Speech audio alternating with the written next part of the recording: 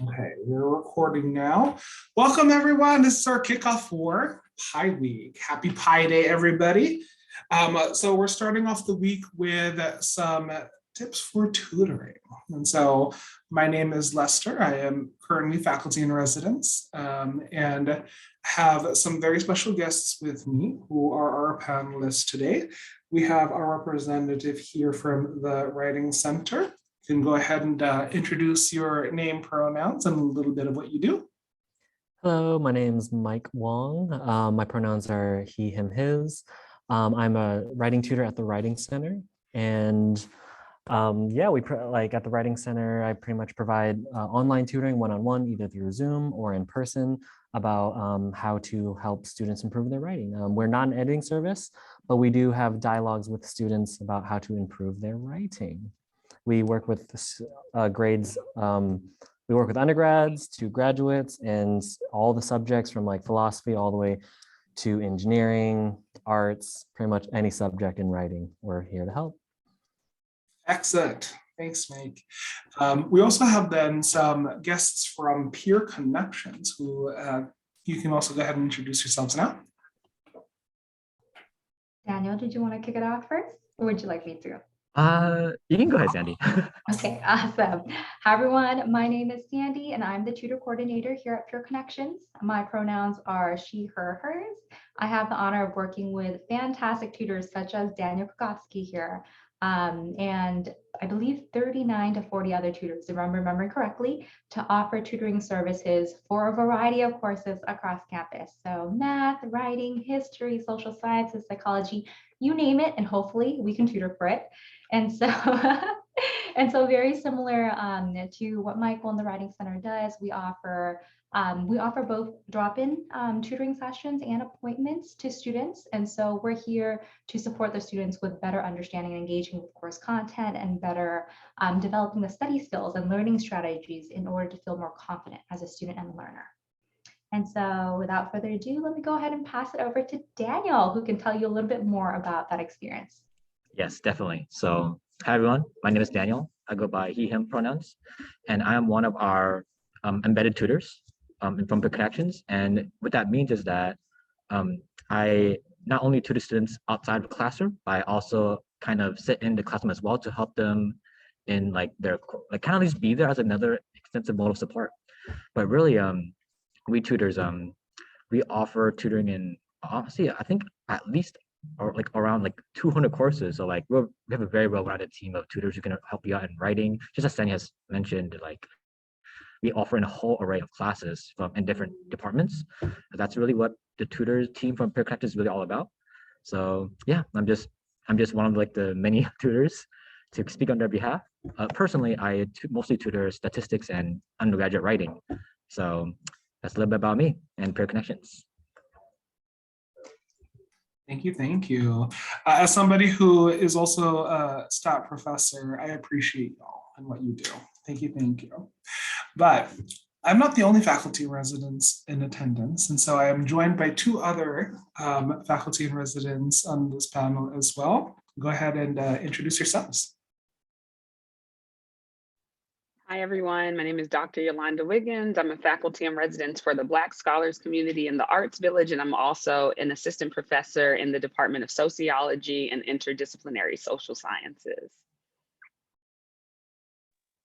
And my name is Jennifer Johnston. I am a faculty in residence.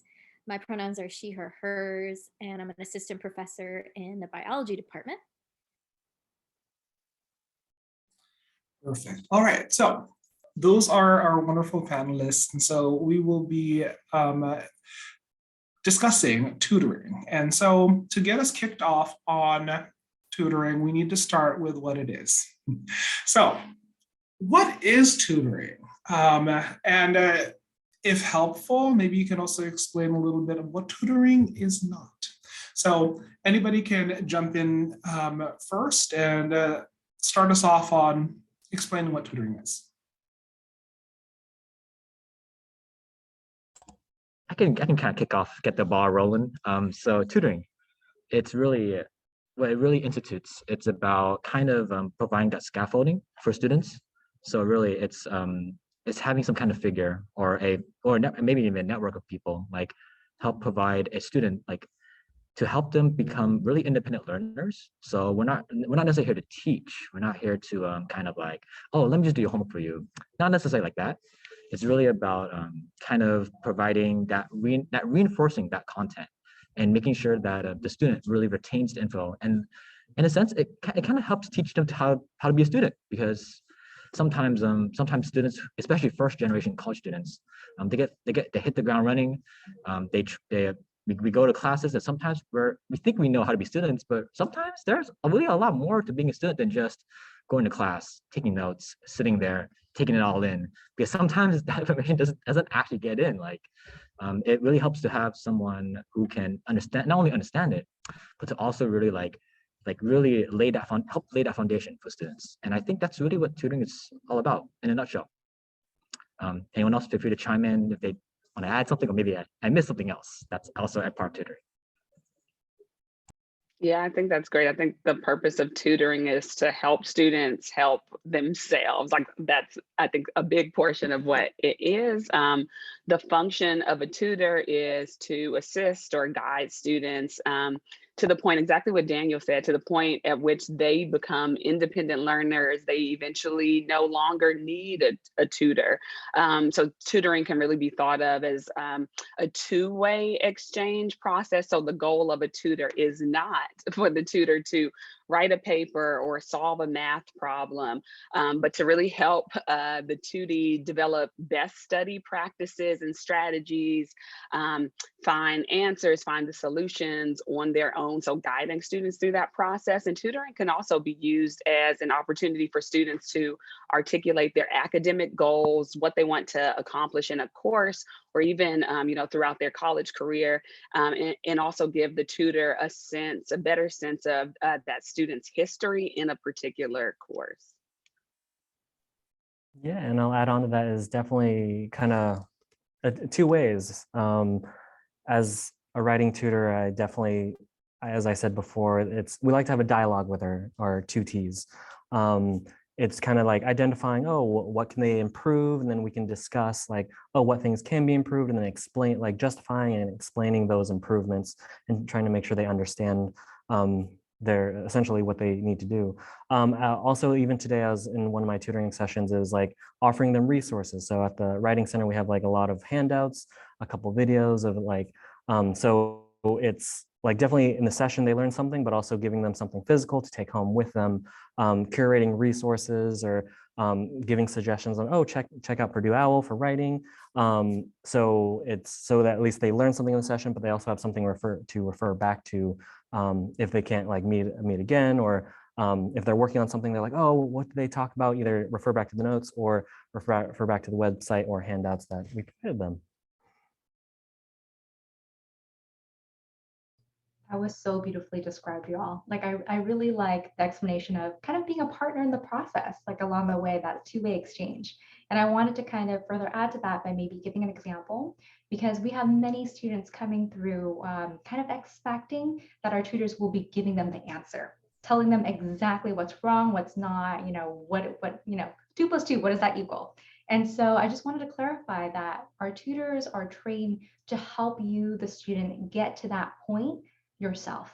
We want you to be in the driver's seat, and the tutors are there to kind of hint and give you cues and help explain and break down concepts so that you can get to that point yourself.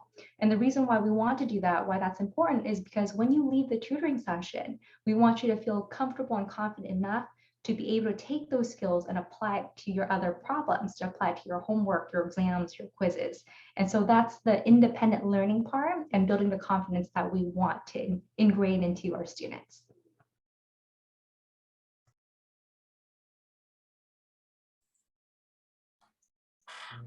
So got a lot of really good answers here, and to help kind of summarize what I heard is tutoring is not the same as getting taught again.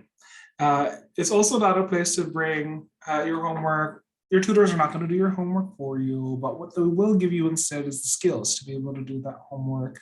And so coming to tutoring is skill building, getting some guidance, and then also being connected with resources as well, right? So using that kind of as the platform for what tutoring is, what is some advice that you can give on helping students prepare for tutoring? What would you say that they want to have done or be able to do before they get into their tutoring session or even during? So I might have a different answer than maybe those from Peer Connections and the tutoring services, but I hate like putting, hate's a strong word, but I hate putting like a task on students that might prevent them from actually coming to a session, right? So if they think I have to finish X, Y, and Z before I go to a tutoring session, they may not go to the tutoring session because they think, oh, I'm not prepared for it. So I think from just, my very limited standpoint as a professor, I would I would say just have a question, right? Come with a question, and your skilled tutor will be able to get you to having to acquire the skills to actually advance forward in the current hurdle or roadblock that you're experiencing. You know what? I kind of resonating with what you said about like, like just like expecting students to like really make that preparation, because sometimes as a student myself, sometimes I'm not well prepared, just to be a little truthful, but really just keep it to be more simple and more grounded, like just having one question. I think that's it's not too like heavy, but it's also like it's practical, like it would help provide some direction for the session. And another thing I could kind of add on to that is that it could be a question, but I was thinking like another way to help for students to kind of maybe like prepare for like an appointment or meeting with a tutor is come up with like a goal. And again, similar to what you said about like a question, it could be either like a simple goal, like maybe I would like some feedback on my grammar for my paper. A very well grounded simple goal, or it could be something more elaborate, maybe something like, ooh, how can I use JavaScript to code my website? Now that's something very very specific, right? And really this is where that two-way exchange comes in. It's how much that it's really what knowing what it's what the students like, knowing what they want to learn, like just really identifying that. And even then, like sometimes, and I tell this to my students all the time, sometimes it's okay to not know what you need to know. And just like kind of like sometimes like they might come to a session and be like, Daniel, I don't know what I need to do. And I'm all like, it's okay, don't worry, we can work together and find out what you need to do. And really just like having that, like either having a goal or maybe accepting not having a goal yet and establishing that during the session. Completely okay. It really varies depending on students' needs and circumstances. And I think we being tutors, we definitely want to be able to be mindful of that as well. Yeah. Good stuff, everyone. Wow. I love those suggestions. I'm just going to add, if thinking back to myself as a student, if I were a student again, I would treat coming to tutoring sessions very much in the same way as I would treat going to class. So you might not have a question, but you do want to make sure that you have all of your course materials ready to bring with you to that tutoring session. So this includes syllabi, books, notes, and really keep in mind that you as a student are really in charge of structuring the tutoring interaction, that section. So, I mean, again, as Jen and Daniel said, it's helpful sometimes to come with a list of questions, but you could also come in with points of confusion written down that you can ask your tutor, but really just make sure your questions, your points of confusion are specific enough so that your tutor can answer them or guide you effectively. Yeah, I'm gonna add on to that. So I have definitely had a couple sessions where 2Ds have come in and they just want to like to brainstorm with us or just use us as a soundboard to like help confirm some of their ideas. It's always that interesting thing of like balancing efficiency with also just trying to get people in. But at the Writing Center, I just usually what we try to do is like students have to register at WC Online SJSU Writing Center. It's our online platform for students to register for it. And usually before they sign up for a session, they do have to fill out like a very quick pre-session survey. And it does set up the goals of like, oh, what are you working on? What are you studying? What class is this for? Or do you want to focus on like content or grammar? And then also like, do you want us to kind of email your professor just to let you know how the session went. So we have that little essentially the initial pre-session survey that the tutor will get before the session, and the tutor can actually like check out specifically, just if they want to, they can glance at the report, see what they can work on, think about what resources would be available for that student. And then when they come to the session, there is an expectation that they will have like some kind of either an outline or a paper with questions about that specific paper. But again, kind of what I was saying before, we've had students who are like, I don't understand this prompt. Can you help me out with it? And I have been able to like discuss with them, oh, what do you think this means? Define it. So yeah, for the session, it's like definitely come to the Writing Center, head over to the website, register for a session, and we'll try to make the time as efficient as possible, because sometimes if you have like a 5 to 10 page paper, helping with that pre-session survey and having those questions and goals is very helpful to like do as much as we possibly can in those 45 minutes. Love that so much. And I agree with coming prepared, whether it be with the questions or goals or materials. And with Pure Connections, from what I've been hearing from our tutors, honestly, it's really helpful if students can share that in advance with our tutors. So Pure Connections uses a different system. We use Spartan Connect for students to schedule appointments. And so in Spartan Connect, they can't necessarily upload their documents there. However, once an appointment is scheduled, our peer tutors reach out to students before the start of their session. And usually that, depending on when it's scheduled, it might be a week in advance, a day in advance, or a few hours in advance. So it's always really helpful if the students can share their questions, goals, and materials there. So in general, the message will tend to sound something like, hi, my name is tutor, and we'll be meeting on this time and date. Here's the location. Like, what are some goals you have in mind, or how can I be of assistance? And so at that point, the more material that students can send, the better, because our tutors love to be prepared. They want to do their best to be prepared, so that way they can make effective and efficient use of their time with the students. And I do also agree with Daniel that it's a-okay if you have no idea what you want to work on, because that's what we're here to do. We're here to help you break those goals. Well, establish your goals, not break down the goals, but establish a goal and move forward from there.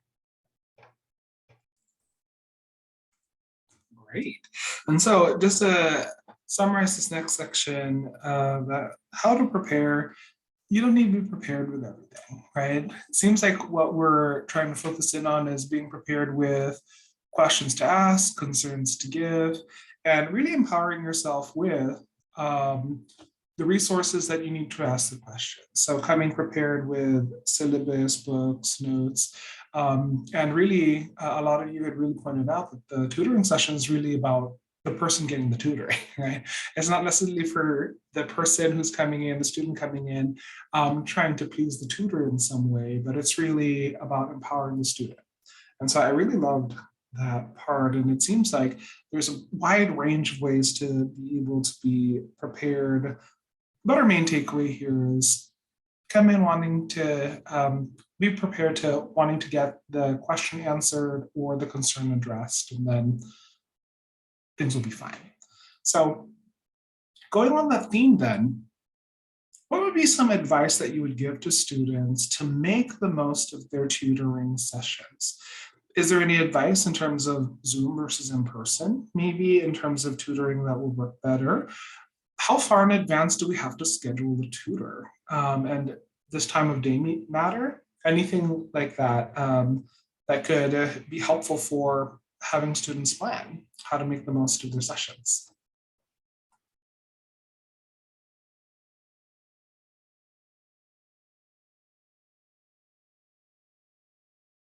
I would say if you can get started early, the best way to succeed in the class is to stay on top of it from the beginning, but we're all human, things happen. So breathe, know it's not the end of the world or the road, and you can always get back on track. So have patience with your tutor, but also have patience with yourself.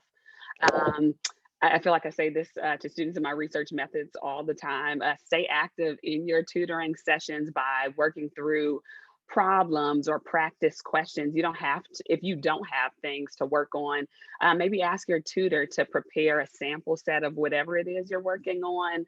And then remember to keep the work going even after your session. So learning shouldn't just be reserved for the class or the tutoring session.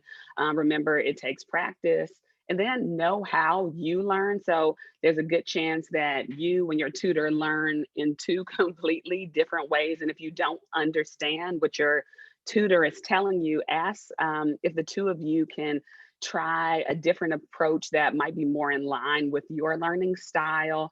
And then lastly, don't expect your tutor to replace your professor. So your tutor is there to help you understand the material, to help you retain it longer, but not to reteach material from class. That's your professor's job. That's what we get paid the not so big bucks for, or give you the answers to problems. Also be patient, have patience with yourself, because learning is a process. Material isn't likely to come all at once.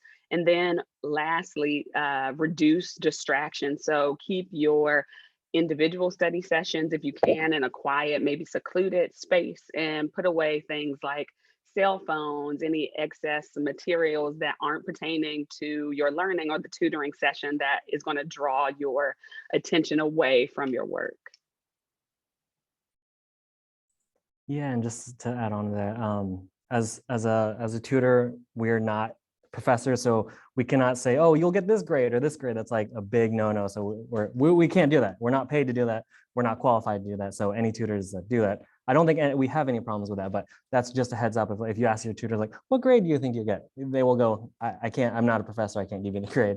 But the other thing is also, for going back to distractions, as well as like, again, it kind of goes back. We want to make sure at the Writing Center, I think even at Peer Connections, we want to make sure that the session is efficient, to make sure you get the two T's get the most value out of the session, to get as much done as possible. Of course, it's not like high pressure, high stress, like, oh, we got to do this, this, and this, but it's like the more because these sessions are free, but we also want to make sure the two T's get their value.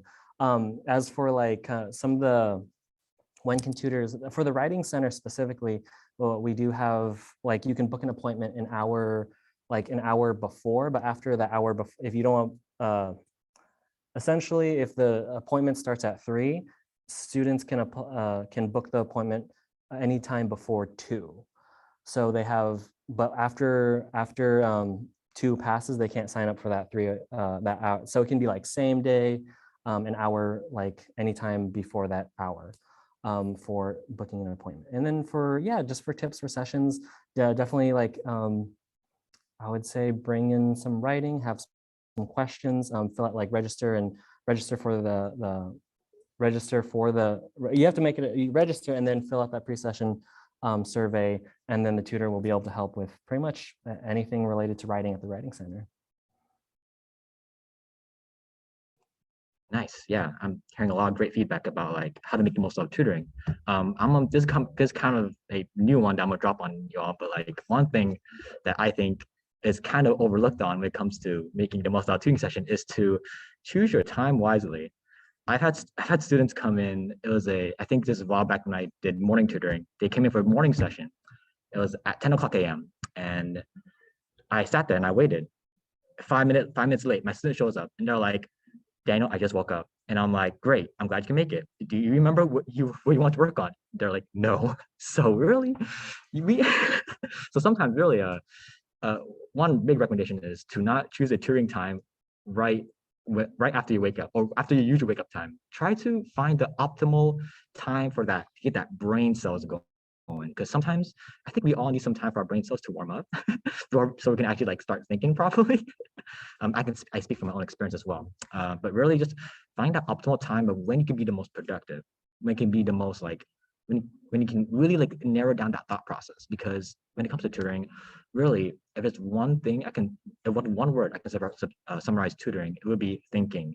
Because in tutoring, there's a lot of thinking, a lot of self-work, reflection that is done in tutoring. Really, like the course content, that's one thing, but really thinking about how to best tackle that course content, what study strategy works best for the student.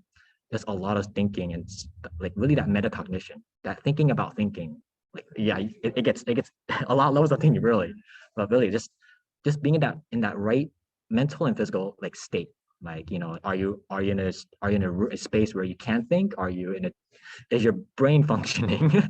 And I put in most blunt terms. So really, like, I think we often overlook this, but really one big takeaway I want to emphasize is just find that right time, that right brain power time, really.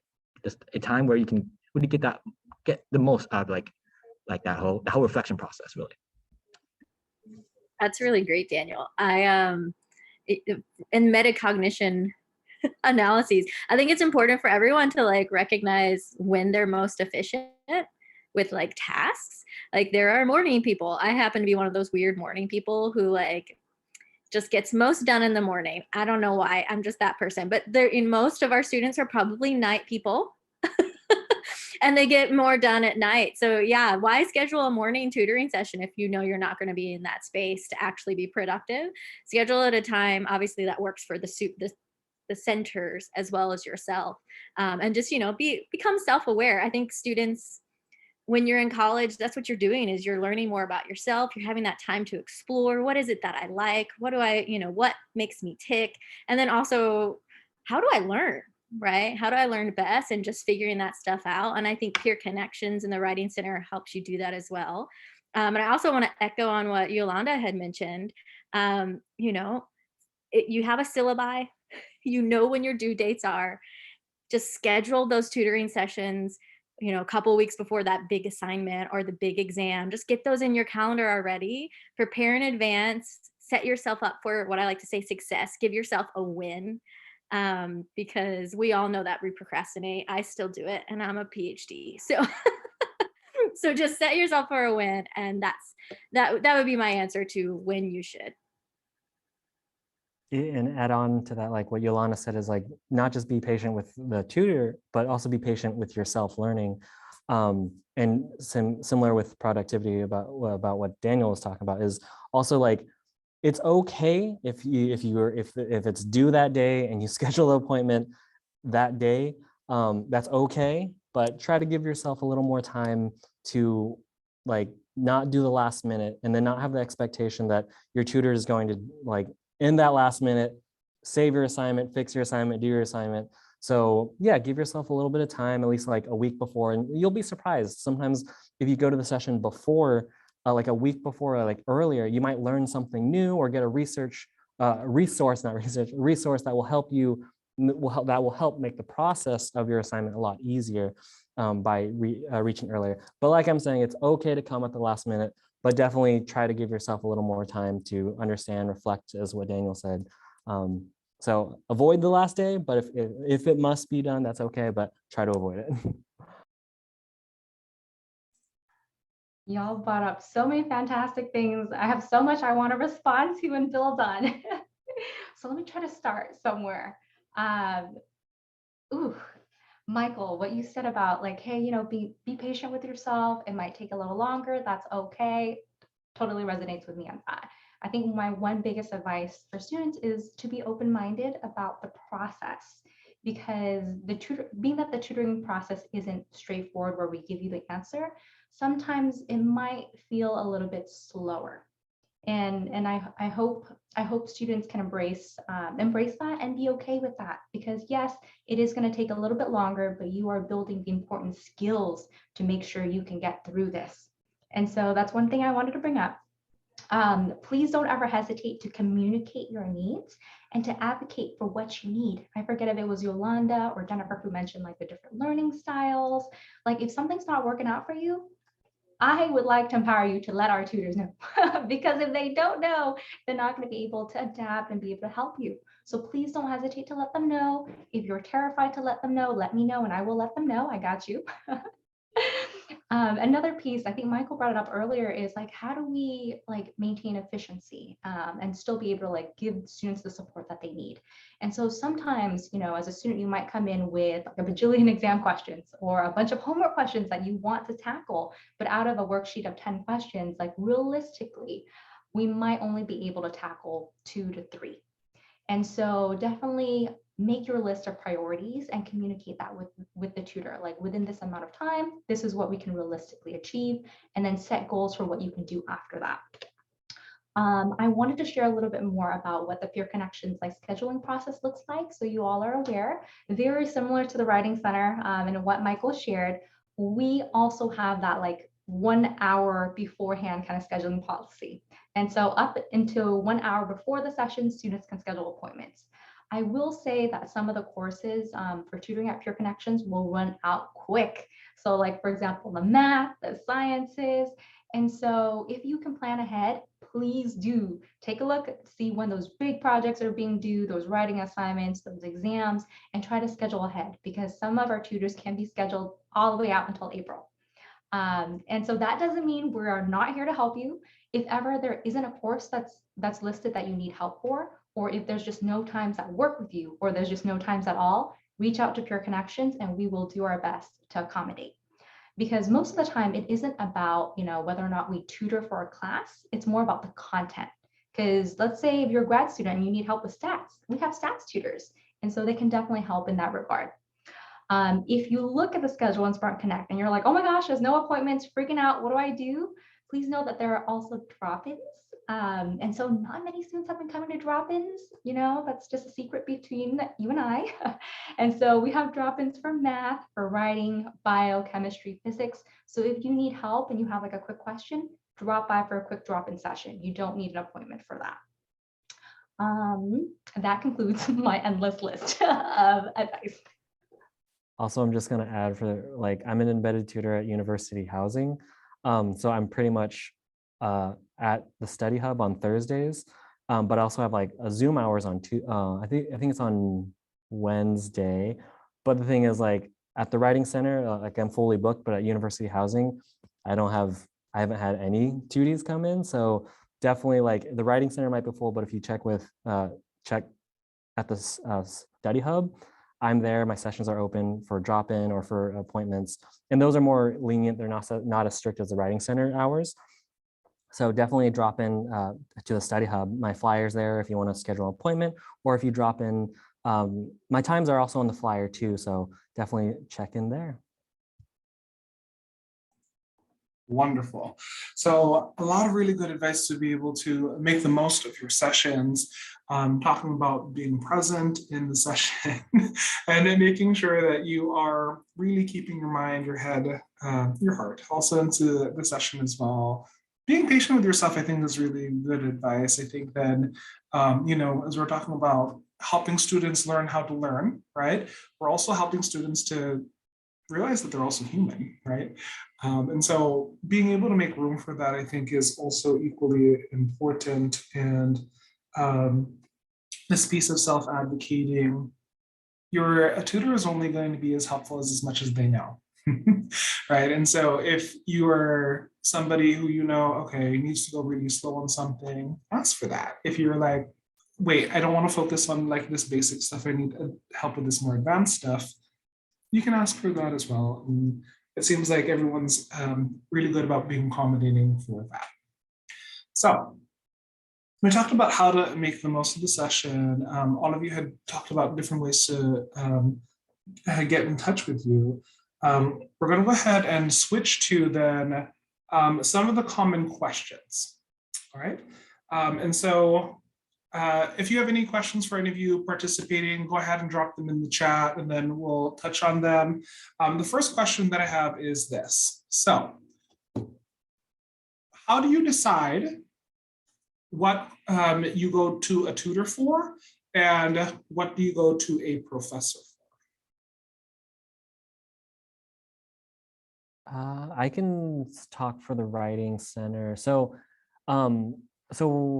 tutors are trained to work with all subjects, but we're all mainly focused on writing. So sometimes I'll get a couple students who are like, oh, is this good evidence? Or like maybe they'll I think today's session was about like occupational therapy. Do you think this is a good method for gathering data? And I was like, okay, like that's a great question. I appreciate it, but I am not able to, I can help with like, you have the data and you want to interpret it and you want to talk about the writing and how you will describe it in your writing. I can work with that, but for like specific like course content or like subject specific content, I do suggest like, talk to your professor. Or if your professor has put like specific conditions in the prompt or something, or if they've given specific feedback, I do recommend, email your professor because they might be able to explain the feedback that they gave or the grade they gave.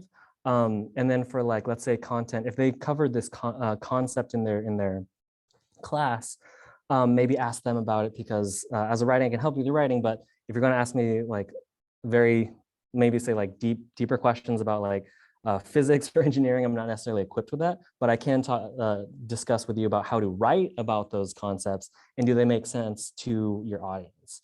So yeah, so like very course specific content, like subject matter, and like if your professor is giving you specific feedback or things, I can help discuss with you about it, but like they can really give you, they can really explain the feedback that they give back to you. So those are the two main things for me.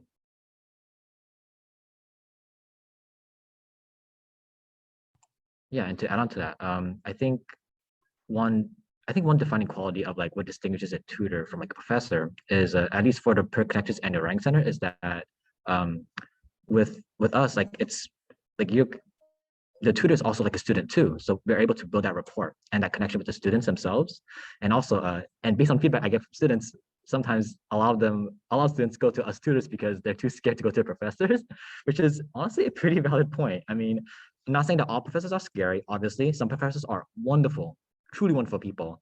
But then I guess sometimes, I'm not sure how it happens, but sometimes they do give like a little bit kind of a daunting impression, which makes sense because some professors very stoic, they establish boundaries.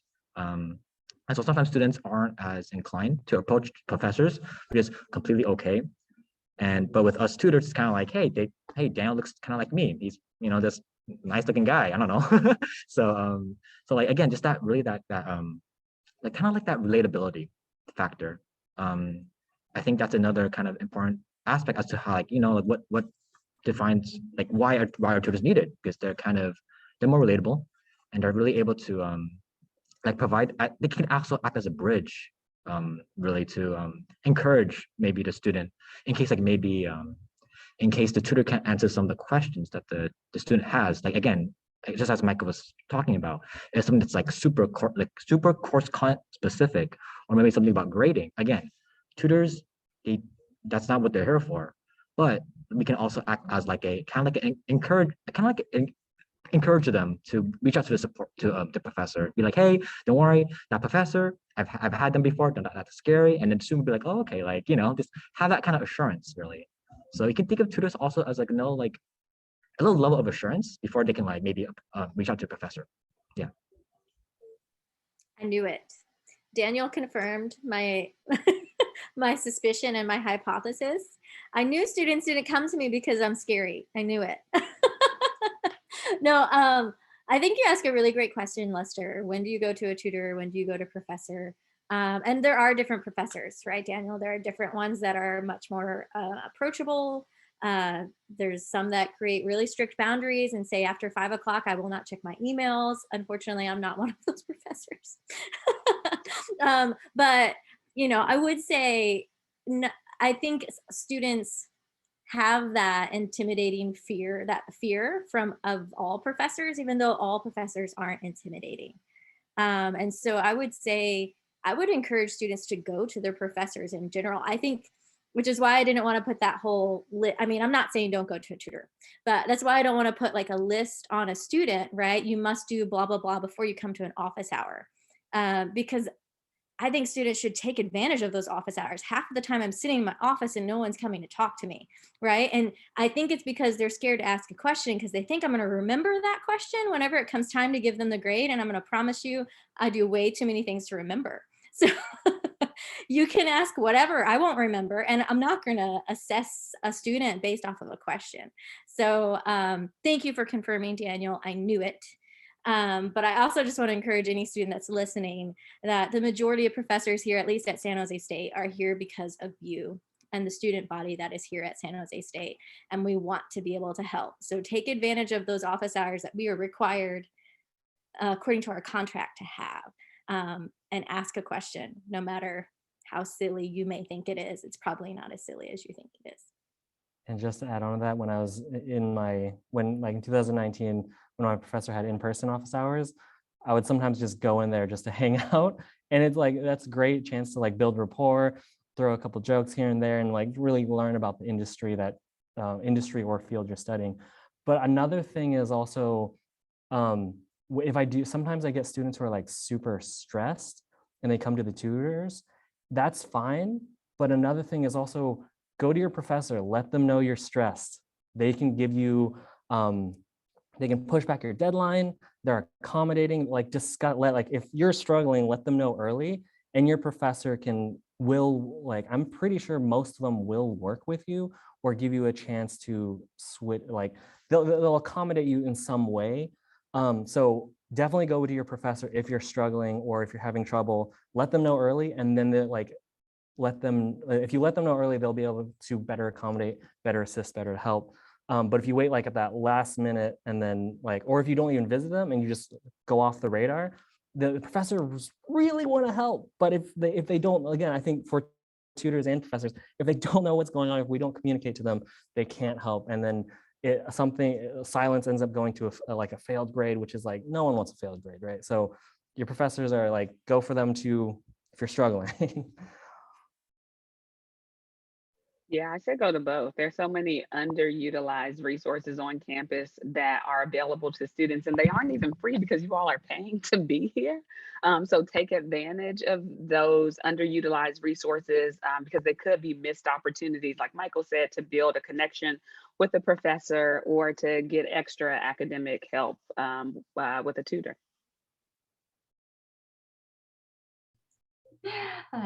Jennifer, earlier you cracked me up because I gotta admit, I was one of those students that was terrified to come to office hours. Because I don't know, I guess back then as a student, I always thought of that, the differences between like power or title. And so I always thought professors were terrifying people until now I'm on the other side. I'm just like, oh, you're human beings too, just like me. Like, what was I thinking? And so y'all, for those who are listening, yes, you go to professors' office hours. They're really cool. And we put this in chat, so you might not have heard, but letters of recommendations, like that's something to think about. And like Michael mentioned, like communicating your needs. Because when I was teaching too, like I don't think I've ever denied like an extension as long as my students communicated that with me. And so I think for me, the primary difference between when you visit a tutor versus when you visit a professor is the professor ultimately has the final say over your grade, right? So check in with your professor on their expectations, what the instructions are, what they are expecting of you. And in the very end, it kind of loops back to them because they're the one who gives you your grade. So you want to make sure you understand those goals and expectations. A tutor and your professor can assist you along the way in understanding the course content and gaining the skills to be able to execute and do the work. And so that's where I see both coming into play. The difference between a tutor versus a professor was kind of what Daniel mentioned earlier, like, hey, if you're looking for a student who's just like you, who understands the student experience, who understands those challenges, who's succeeded and failed in probably the same way, then you have someone relatable that you can find within a peer tutor. And so it really is up to your preference. So that's kind of how I see the differences.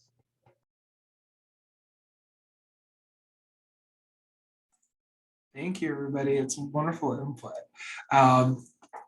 Closely related, here's another follow-up question. So some of the input, okay.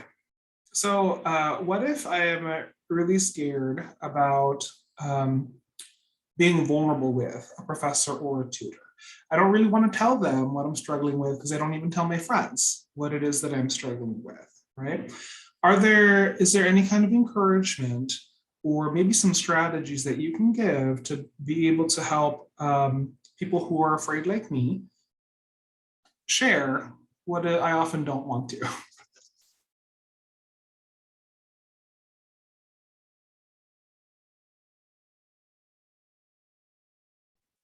So that's a really great question, Lester. I'm not going to say I know the answer for sure, but I think what I would share is it kind of goes along with what Sandy was saying. Professors are people too. And a lot of times we may have went through circumstances that are similar to what you're going through. Like, for example, I was talking to one of my research students who I thought knew that I was a first-generation college graduate as well, but apparently she didn't know that. And I was explaining, that when I was in undergrad, I had 3 different jobs. I worked night shifts and then would go to class in the morning, and then I would go to Macy's and spray perfume at people that walked past me.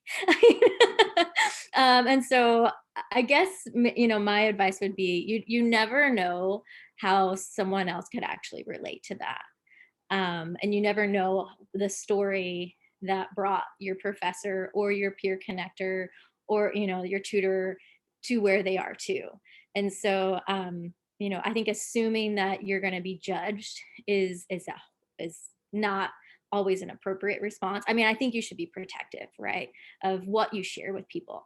But I think, as long as it feels like a safe place, that you'll get a lot more connection than you might actually think. I don't know if that makes sense, but that's my 2 cents. Also, to add on to that, like I'm pretty sure all professors, peer connections, writing center, all of us are bound by confidentiality. So what you do share with what 2D share with us, we're not allowed to go out and start, oh yeah, blah blah blah said blah blah, they're working on blah blah blah blah, blah like that. Like we're not allowed to do that. It's against policy. And it's just not good practice. That's like dehumanizing people. Like, so we don't blab about the sessions. They're all confidential. So if they're nervous, just kind of understanding that, like, hey, we're here to help. We're not gonna, this is what happens in the session. Pretty much we'll stay in the session. We're not like using your names to like express anything or whatnot. Even, yeah, so that's the key thing, is like, we care about the students' privacy. Yeah, definitely. And to also kind of build on top of that, I know today is mostly about tutoring, but like on a kind of side note, peer connections also does provide mentoring, which kind of delves more into the realm of like how to navigate life as a student. And sometimes, students that do come in for tutoring, maybe at first they want to talk about like, oh, like this need help in class, but then next thing you know, it just goes on to this other topic of like they're just not doing great at all as a student or as a person, and they really need that extra support. And so students would be surprised that like even us tutors, like we mostly just talk about like nerdy, like what, like math, writing, whatever. But like, we can, a lot of us can really relate to a deeper level. Like we can be vulnerable too. Like if students choose to be vulnerable, like that really opens up like a lot really. And we want to open up with students as well, to really relate and reflect. And another thing, for students who have a lot on their plate, have a lot on their mind, but they're still not comfortable sharing with like maybe their tutors or professors, right? I do know that peer connections, what we do is that like we offer students an option that we can walk them to CAPS to just kind of like just give them that assurance to be like, hey, let's see this through. Like we want to connect you with some support, with some resources. Like we're willing and open to offering that as well. Even if we may not be the person that you may want to open up to, we can definitely find ways, connect you with other like network or support that maybe you'd be open to, kind of like comfortable with opening up to, for sure. Just want to backtrack real quick, Daniel, because you're sure you just talked about the nerdy stuff? Because I'm pretty sure we spent like half an hour talking about ice cream and cakes and like cookies. So y'all, to prove a point, we are human too, both staff and tutors alike. And I think my advice for those who are feeling nervous or scared about being vulnerable, about showing up or just opening up, to start off, like, it's okay. Like, open and share as much as you are willing to. Push and challenge yourself as much as you are willing to. And just know that vulnerability does lead to trust, and that rapport, that connection will depend from person to person, right? Like if you're viewing everyone in this room right now and you're feeling those good vibes, those warmth, and you know that we're someone who you can trust, then yes, I definitely welcome you to open up and share. But if you're not feeling it, then it's also okay to connect with a different individual as well too. And so I just want to put that out there. The more you share, the more we can help. And kind of what Michael mentioned earlier is, we're not going to go around and blab it to the entire world. Like everything is confidential. The only time in which a tutor may need to report to a superior or the supervisor is if we assess that there might be potential for harm, either to yourself or to others. Because I know sometimes students will get a little, taken aback or terrified if they hear like, oh, I'm a mandated reporter, like what you say here might need to be reported. Don't be scared unless, we sense that you're going to harm yourself or someone, then that doesn't leave the group. And so treat your peer tutor as if they were a friend, like a colleague, or as if they were a mentor. And so they are also here for support in that way to help you process and talk through things. Because if you're coming in for a tutoring session and tutoring isn't what you need at this moment, then we're going to put that tutoring aside and we're going to make sure you're taken care of first.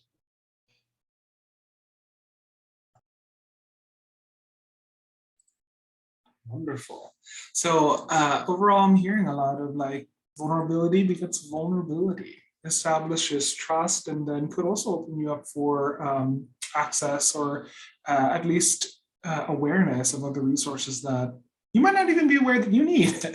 And so that seems all over that. I think that is one of the key things that hopefully for the student who asked the question, if you're out there, student, you're watching, that you feel empowered to then that you get to decide how much you want to share, and that how much you give is going to be greeted with something equally as vulnerable, at least for these fine people inside of the panel. So I'm looking at time and we're running down to the end of the hour here. So just to kind of recap, how do our students who are watching, how do they get a hold of you? So we're going to start with Writing Center, Peer Connection, and then we'll end with our refers. Go ahead. I'm going to shoot it to Peer Connections. I can grab my link. Give me a second to grab my link. Sandy, since you're the coordinator, did you want to share like how to connect with us, or did you want me to kind of like verbalize it and then you can?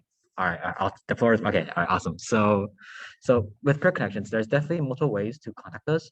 The easiest and probably the most streamlined way is to go on Smart Connect, and then there should be like a login. Oh, I'm not sure my screen, but like, if you there's a blue button. Oh, the link is in the okay. But anyways, like just like the Smart Connect, you go to my SSU Smart Connect. There's a blue button that says appointments. Drop an extension appointment, and then go on the Peer Connections. There's gonna be menus to guide you along the way, but that's definitely always an option. A lot of students schedule our appointment through online because again, it's just straightforward, streamlined process.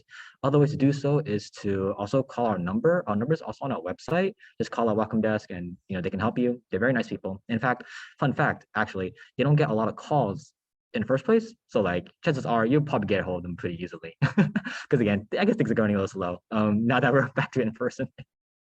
Anyways, and another way is to just shoot us an email. Our email is on our website. Let's say you went to Smart Connect and you're looking for a very specific course and you don't see any availability, and you're like, dang, I really need some tutoring in this, and you're not sure, and you didn't see any availability. Feel free to shoot us an email, and then we'll probably connect you with possibly a tutor who may not be the exact course, but again has that foundation to help facilitate like a session with you. So those are probably the three main ways to kind of like contact us in general. Sandy, am I missing anything? Nope. To summarize, when in doubt, check Spartan Connect or our website. It should have everything you need. Definitely, indeed. Okay, yeah, and then for the Writing Center, I'm going to drop in our website. If any of the students get a chance, head over to that website. You can find all of our resources from online Zoom session, in-person sessions in the library, workshops, and/or handouts and video tutorials. So head over there, explore our website. And I'm also the embedded tutor for University Housing. So if you live at the University Housing, you can head over to this other website I'm going to drop in the session. And that's my website that's designed from the Writing Center, mainly for University Housing students. So if you come to the session, show me that you live in University Housing, just show me that sticker on your ID card, and then I can kind of work with you on any of your writing assignments. So if you're just a general student, head over to the Writing Center. If you're a University Housing student, definitely head over to my Google site there. And if you lose that information, if you head over to the Study Hub, my website's right on the door in the glass pane. So you'll also see my face there.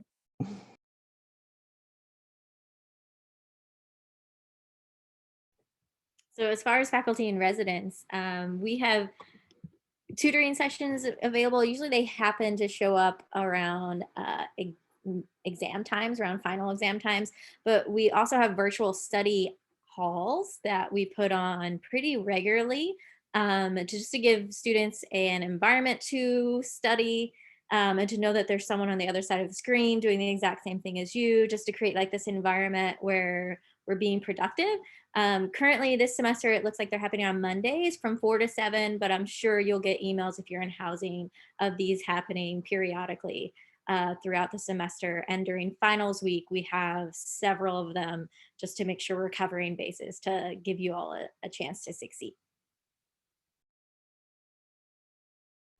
Yeah, and then lastly, students can get in contact with me by emailing me directly at yolanda.wiggins@sjsu.edu. My office is located in Dudley Moorhead Hall, DMH 211, and my office hours are posted right on the door. And then lastly, I hold in-person office hours for all students, but mainly for Black or African-American self-identified students at the block on Tuesdays this semester. And so students can stop by there. But also, if you see me walking on campus, which I do all of the time, stop me, say hello. You don't have to ask me academic questions. You can get to know me. You can ask me professional and career questions as well. So I'm looking forward to connecting with everyone. All right, thank you all. We are directly on the end of the hour, so thanks for helping me kick off Pi Week. For those of you watching this at home, hope you have a great rest of your week. If you are wanting to get a little bit more tomorrow, there's going to be a presentation and some tips and tricks at 1 p.m. If you need more, click on to find out some more, but otherwise, that'll be it from us. Have a great rest of your week and take care.